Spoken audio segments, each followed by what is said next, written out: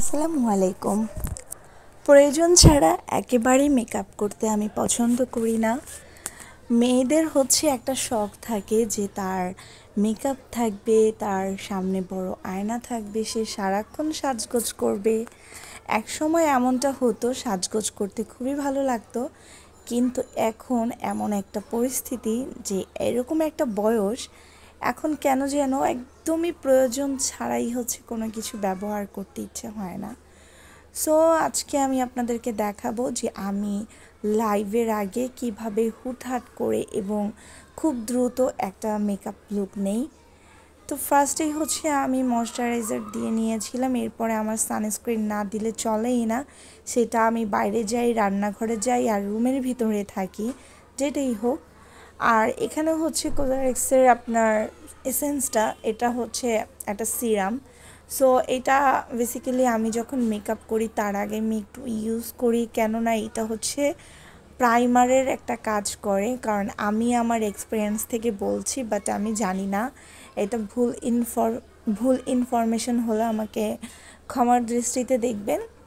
But আমি এভাবেই use করি, এমনিতে তো স্কিন কেয়ার প্রোডাক্ট হিসেবে এটা রাখা, বাট মেকআপের আগে আমি কেন যেন প্রাইমারের বদলে এটা ইউজ করি, যার কারণে আমার আলাদা করে কোনো প্রাইমারের দরকার হয় না।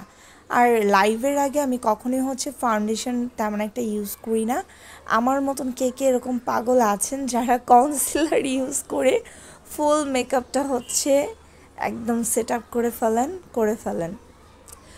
তো আমি কনসিলার অ্যাপ্লাই করার পরে আমি হালকা করে একটু ব্লাশন দিয়ে নিচ্ছি, কেননা ফাউন্ডেশন বা কনসিলার ইউজ করার পরে আপনারা যদি কম্প্যাক্ট পাউডার ইউজ করেন, ওইটার উপরে ব্লাশন দিলে কেমন একটু ভেসে ভেসে থাকে।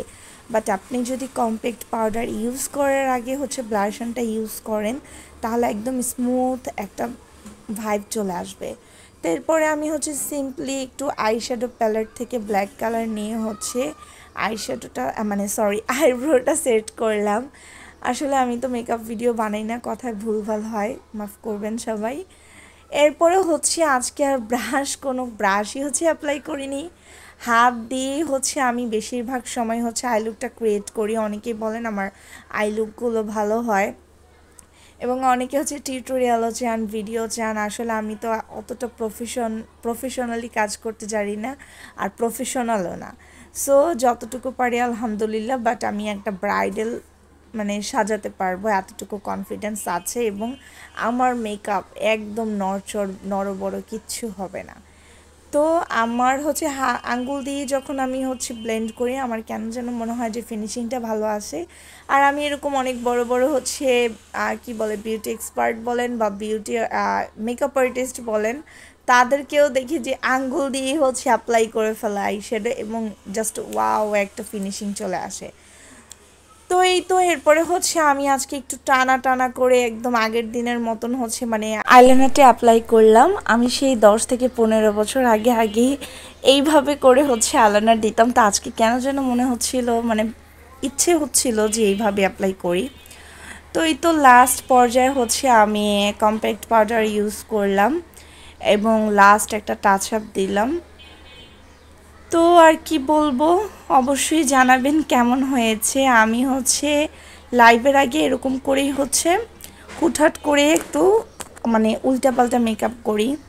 সো এটা ভুল ধরলে অনেক ভুল, বাট আমি মনে করি যে আমার কাছে আমি পারফেক্ট, আপনার কাছে আপনি পারফেক্ট, এটা নিয়ে হাসাহাসির কোনো কিছুই নাই। আর এই লিপস্টিকটা বা লিপ আইলাইনারটা বলতে পারেন, এটা আমার বর্তমানে ফেভারিট লিস্টে লিপস্টিকের ভিতরে নাম্বার 1। আমি লাস্ট 1 ইয়ার যাবত এগুলো ইউজ করছি, বিউটি গ্লাজেটের। এটা পেয়ে যাবেন এফজিতে, পেজের লিঙ্কটা আমি ক্যাপশনে দিয়ে দিব। আরেকটা কথা বলবো, এটার 10টা শেড অ্যাভেলেবেল আছে, যারা অর্ডার করতে চাচ্ছেন অবশ্যই অর্ডার করে ফেলবেন। আমি এখন যেই শেডটা অ্যাপ্লাই করছি এটা ব্রাউন মোচা, আর মোচা ব্রাউনও বলে। আর এত সুন্দর, এটা কিন্তু ওয়াটারপ্রুফ, লং লাস্টিং। সো আপনারা চাইলে এটা লিপস্টিকের মতো অ্যাপ্লাই করতে পারেন, লিপ লাইনারের মতো অ্যাপ্লাই করতে পারবেন। আর এই তো আমার ফাইনাল লুক। আর আমি হিজাব পরে যেহেতু আজকে লাইভ করব, আর স্টোনের টিপ আমার খুবই ভালো লাগে, যার জন্য অন্য কোনো টিপ হিজাবের সাথে যায় না, তাই এটা ইউজ করলাম।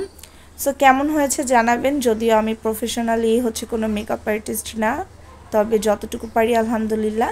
আর দুই চোখের দুই আইলাইনার, এটা সবসময় আমার এরকম হবে, দুই আইব্রো দুই রকম হবে, এটা আমার না, এটা কেন জানি অনেকেই বলে হচ্ছে এটা সবারই নাকি হয়। তা আমাকে অবশ্যই জানাবেন যে এটা কি আর কার কার সাথে হয়। আর আমি লেন্সটা হচ্ছে খুবই কম ব্যবহার করি, কম পরি। লেন্সটা আমার তেমন লেন্স পরাই হয় না। আর যেহেতু আমার একবার প্রবলেম হয়েছিল, ওর পর থেকে আমি খুবই সতর্কতা অবলম্বন করি। তো কেমন হয়েছে জানাবেন। সবাই ভালো থাকবেন। আল্লাহ হাফিজ।